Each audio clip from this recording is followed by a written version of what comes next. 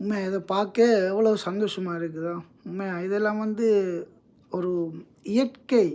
இயற்கை என்றாலும் தானா எப்படி நடக்கும்? இத நடத்தி உண்டாக்குனவர் ஒரு வார்த்தை சொல்ல சொல்ல எல்லாம் நடந்தது. வேதத்தில அப்படி ஆதாரம் இருக்கிறது.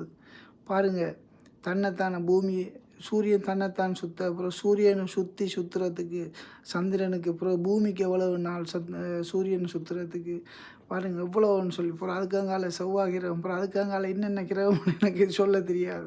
ஆனா இவ்வளோத்தையும் என்ற தேவன் ஒரு வார்த்தையால செய்தாரு. ஒரு பில்டிங் அப்படி நேரா வைக்கிறேன்டா எவ்வளோ தூக்கு நூல போட்டு எவ்வளோ மெஷர்மெண்ட் வச்சு செய்றாங்க. என்ற தேவன் சொல்ல சொல்ல சொல்ல நடந்தது. இது இப்படி இன்றைக்கு வரைக்கும் அது மாறாம அதிர அச்சிலே சுத்திக் கொண்டிருக்கு. அதால நம்புங்க, இயேசு கிறிஸ்து வல்லமையுள்ள தேவன். அவர் திரும்பி வரக்குள்ள இதெல்லாம் இருக்காது. இதெல்லாம் அப்படியே சாம்பலா கருகி தூளா போயிரும். அன்றைக்கு இயேசு கிறிஸ்து வர்றார். ராஜாதி ராஜா வர்றாரு. ஆமென். அல்லேலூயா. நம்புங்க.